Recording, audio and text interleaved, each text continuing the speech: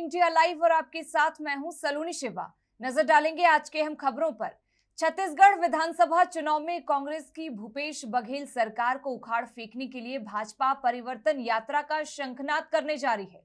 भाजपा राज्य में केंद्रीय नेताओं के नेतृत्व में 12 और 16 सितंबर को प्रदेश के 2 स्थानों दंतेवाड़ा और जशपुरनगर से परिवर्तन यात्राओं का शंख फूंकने जा रही है। दंतेवाड़ा से बीजेपी की पहली यात्रा का उद्घाटन 12 सितंबर को केंद्रीय गृह मंत्री अमित शाह करेंगे। इस यात्रा के नेतृत्व प्रदेश अध्यक्ष अरुण साव करेंगे। वहीं जशपुर से दूसरी यात्रा को भाजपा के राष्ट्रीय अध्यक्ष जगत प्रकाश नड्डा हरी झंडी दिखाएंगे। इस यात्रा का नेतृत्व नेता प्रतिपक्ष नारायण चंदेल करेंगे। दंतेवाड़ा से प्रारंभ होने वाली पहली यात्रा को रवाना करने से पहले गृह मंत्री अमित शाह मां दंतेश्वरी की पूजा अर्चना करेंगे। उसके बाद यात्रा को हरी झंडी दिखाएंगे। वहीं जशपुर नगर से शुरू होने वाली दूसरी यात्रा से पहले कोरवा और आदिवासियों की आराध्य देवी खुड़िया रानी की पूजा अर्चना करके भाजपा के राष्ट्रीय अध्यक्ष जगत प्रकाश नड्डा यात्रा को हरी झंडी दिखाएंगे। भाजपा के दोनों परिवर्तन यात्राओं का समापन बिलासपुर में होगा। समापन कार्यक्रम के अवसर पर प्रधानमंत्री मोदी कार्यक्रम में शिरकत करेंगे और इस मौके पर एक बड़ी रैली का आयोजन बिलासपुर में किया जाएगा। परिवर्तन यात्रा के दौरान अलग अलग जगहों पर पार्टी के राष्ट्रीय और प्रदेश के वरिष्ठ नेता भी इसमें शामिल होते रहेंगे। बीजेपी की दोनों परिवर्तन यात्रा छत्तीसगढ़ के 90 में से 87 विधानसभा क्षेत्रों से होते हुए कुल 2989 किलोमीटर की यात्रा तय करेंगी। पहली यात्रा दंतेवाड़ा से प्रारंभ होकर मां बमलेश्वरी के दर्शन कर और दूसरी यात्रा जशपुर से निकलकर मां चंद्रहासिनी देवी की दर्शन करते हुए आगे बढ़ेंगी। दोनों यात्रा मां महामाया देवी की भूमि में संपन्न होगी। दंतेवाड़ा से शुरू होने वाली यात्रा 16 दिन में 1728 किलोमीटर का सफर तय करेगी और 3 संभागों के 21 जिलों तक पहुंचेगी।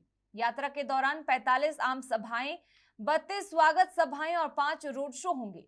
वहीं 16 सितंबर को जशपुर नगर से प्रारंभ होने वाली यात्रा 12 दिन में 2 संभागों के 14 जिलों के 39 विधानसभा क्षेत्र तक पहुंचकर 1261 किलोमीटर का सफर तय करेंगी। इस दौरान 39 आम सभाएं, 53 स्वागत सभाएं और 2 रोड शो होंगे। यात्रा के रोडमैप के मुताबिक दोनों परिवर्तन यात्रा प्रतिदिन औसत 3 विधानसभा के दौरे पर रहेगी। इसमें हर दिन एक बड़ी सभा का आयोजन भी किया जाएगा। यात्रा के दौरान प्रतिदिन 6 स्वागत सभा, 3 छोटी सभा का आयोजन भी होगा। राजधानी दिल्ली में G20 शिखर सम्मेलन का आयोजन 9 और 10 सितंबर को होने जा रहा है। इसे लेकर तैयारियां अंतिम चरण में है। समिट में शामिल होने के लिए अमेरिका से लेकर ब्राजील, चीन जैसे देशों के तमाम नेता दिल्ली आएंगे। इसे देखते हुए सुरक्षा के पुख्ता इंतजाम किए गए हैं। दिल्ली में कई तरह की पाबंदियां लागू की गई हैं। मेट्रो फ्लाइट से लेकर ट्रेन तक रूट में बदलाव किए गए हैं। G20 समिट को लेकर दिल्ली को कंट्रोल जोन घोषित कर दिया गया है। राष्ट्रीय राजधानी में कई तरह की पाबंदियां लगा दी गई हैं। 8, 9 और 10 दिन 3 दिनों तक सरकारी छुट्टी घोषित कर दी गई है। स्कूल, सरकारी से लेकर निजी दफ्तर, दुकान, बाजार सब बंद रहेंगे। दिल्ली में 15 दिनों तक धारा 144 लागू रहेगी। इसके साथ ही 29 अगस्त से लेकर 12 सितंबर तक आसमान में उड़ने वाली वस्तुओं पर रोक लगी रहेगी। चिकित्सा सेवा को छोड़कर किसी भी डिलीवरी सेवाओं की अनुमति नहीं दी जाएगी। दिल्ली पुलिस ने सुरक्षा के मद्देनजर सभी ऑनलाइन डिलीवरी और कॉमर्शियल सेवाओं को भी सस्पेंड कर दिया है। वहीं दिल्ली से लगे सभी बॉर्डर भी सील कर दिए जाएंगे। वैध आईडी कार्ड या टिकट दिखाने वाले यात्रियों के साथ ऐप आधारित टैक्सियां चल सकती हैं। दिल्ली में ही रहने वाले लोगों को अपने कुछ इलाकों में अपने वाहनों से जाने की अनुमति है। कांग्रेस नेता राहुल गांधी मंगलवार को 5 दिनों के यूरोप दौरे पर रवाना हुए। अपने इस दौरे के दौरान राहुल गांधी 4 देश ब्रुसेल्स, फ्रांस, नॉर्वे और नीदरलैंड की यात्रा पर रहेंगे। इस दौरान राहुल गांधी विभिन्न कार्यक्रमों में हिस्सा लेंगे और भारतीय समुदाय के लोगों से भी मुलाकात करेंगे। 7 सितंबर को राहुल गांधी ब्रुसेल्स में यूरोपीय संघ के वकीलों के एक समूह से मिलेंगे। साथ उनका हैंग भी इसी तरह की बैठक में शामिल होने का कार्यक्रम है। 8 सितंबर को राहुल गांधी पेरिस के एक यूनिवर्सिटी में छात्रों को संबोधित करेंगे। 9 सितंबर को राहुल पेरिस में फ्रांस के श्रमिक संघ की बैठक में शामिल होने का भी कार्यक्रम है। इसके बाद फ्रांस के बाद राहुल गांधी का नॉर्वे जाने का कार्यक्रम है। कांग्रेस नेता 10 सितंबर को ओस्ले में एक प्रवासी कार्यक्रम को संबोधित करेंगे। बता दें कि कांग्रेस के पूर्व अध्यक्ष राहुल गांधी का ये यूरोप दौरा उस समय हो रहा है जब देश में G20 सम्मेलन हो रहा है। इसमें दुनिया भर के ताकतवर देशों के राष्ट्रीय अध्यक्ष और उनकी सरकार के प्रतिनिधि हिस्सा लेने भारत आ रहे हैं। पूर्व कांग्रेस अध्यक्ष राहुल गांधी की विदेश यात्रा खूब खबरों में रहती है। दरअसल राहुल गांधी अपने विदेश दौरे के दौरान केंद्र सरकार पर जमकर हमलावर रहते हैं। ऐसे में लोगों की नजर इस बार भी उनके भाषणों और बयानों पर रही। तमिलनाडु के सीएम एमके स्टालिन के बेटे उदयनिधि के सनातन धर्म पर दिए गए बयान के बाद से भारत में बवाल मचा है। इसी बीच अमेरिका के एक शहर ने 3 सितंबर को सनातन धर्म दिवस घोषित किया है।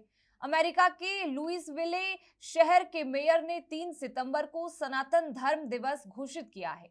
लुइसविले में हिंदू मंदिर में महाकुंभ अभिषेक उत्सव के दौरान मेयर क्रेग ग्रीनबर्ग की ओर से deputy mayor Barbara Sexton Smith ने 3 सितंबर को सनातन धर्म दिवस के तौर पर मनाने का आधिकारिक ऐलान किया।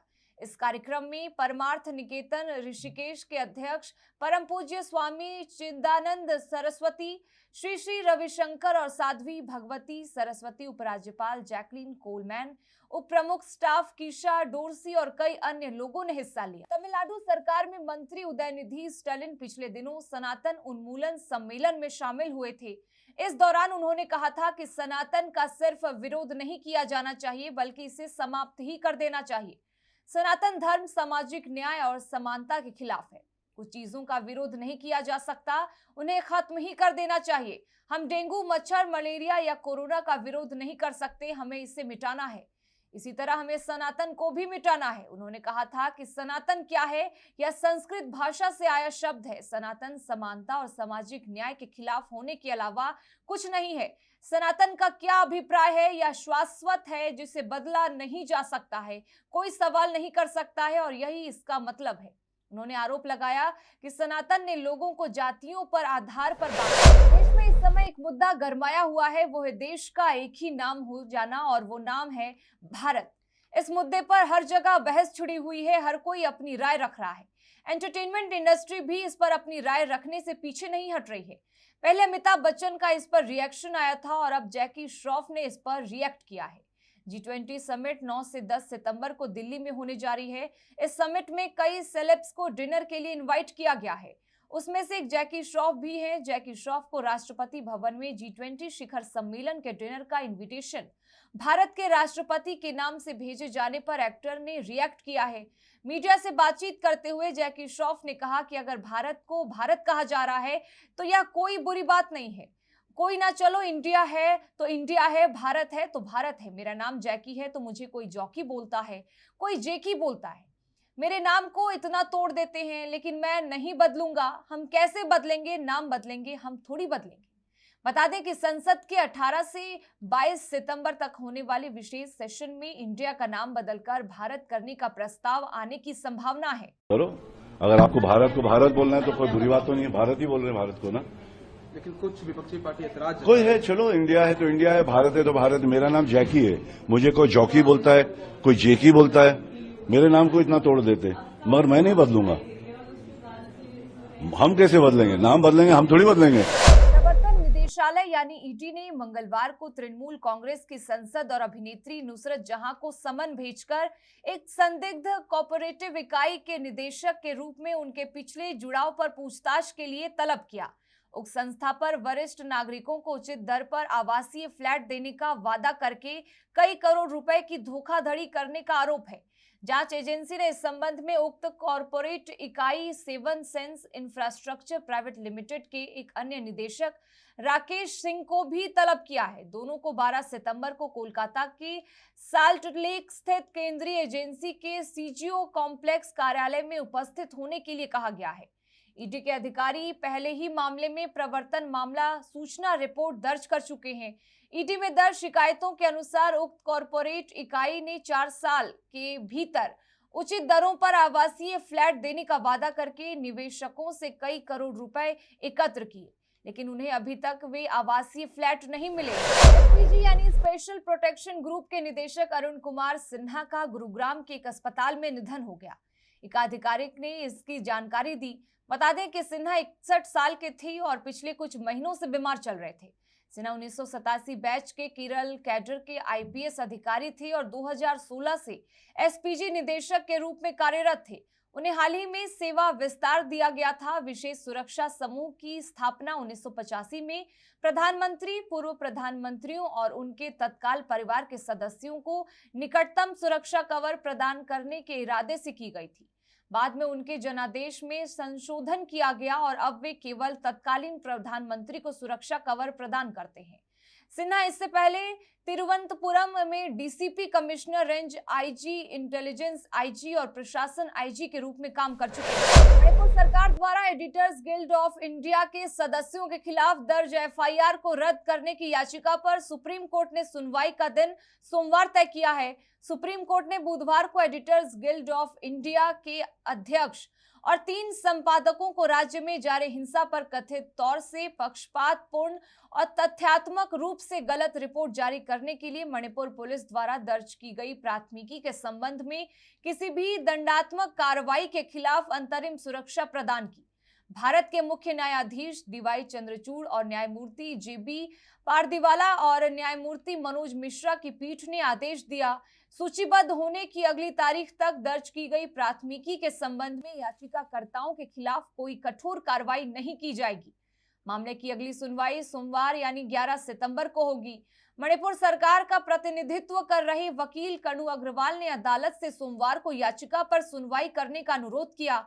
उन्होंने यह भी कहा कि इसे उच्च न्यायालय को भेजा जा सकता है और उच्च न्यायालय अपनी योग्यता के आधार पर इस पर निर्णय ले सकता है।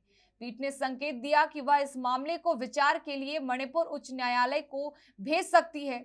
इस पर ईजीआई द्वारा गठित तथ्य खोज समिति के सदस्यों की ओर से पेश वरिष्ठ वकील श्याम देवान ने कहा कि प्राथमिकी दर्ज होने के बाद मुख्यमंत्री एन बीरेन सिंह ने व्यक्तिगत रूप से एक प्रेस कॉन्फ्रेंस की और एक बयान दिया।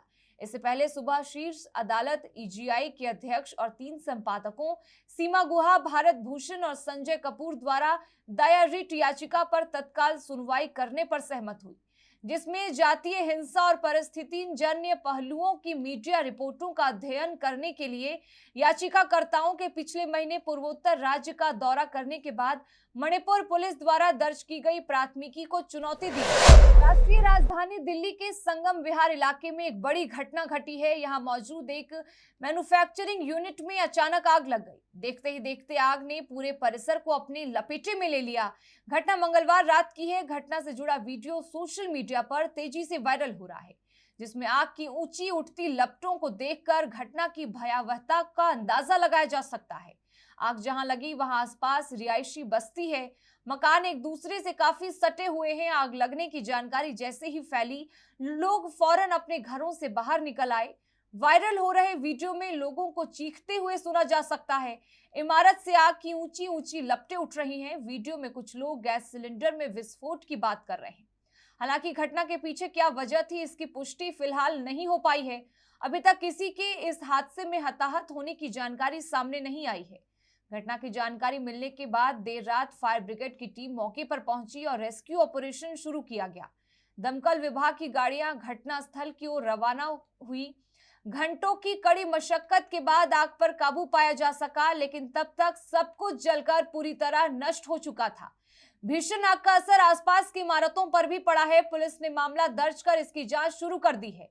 अगर किसी तरह की लापरवाही पाई गई तो मैन्युफैक्चरिंग यूनिट के मालिक के खिलाफ कानूनी कार्रवाई की जाएगी। इसके साथ फिलहाल इस बुलेटिन में बस इतना ही, लेकिन तमाम खबरों के लिए बने रहें हमारे साथ और देखते रहें न्यू इंडिया लाइव।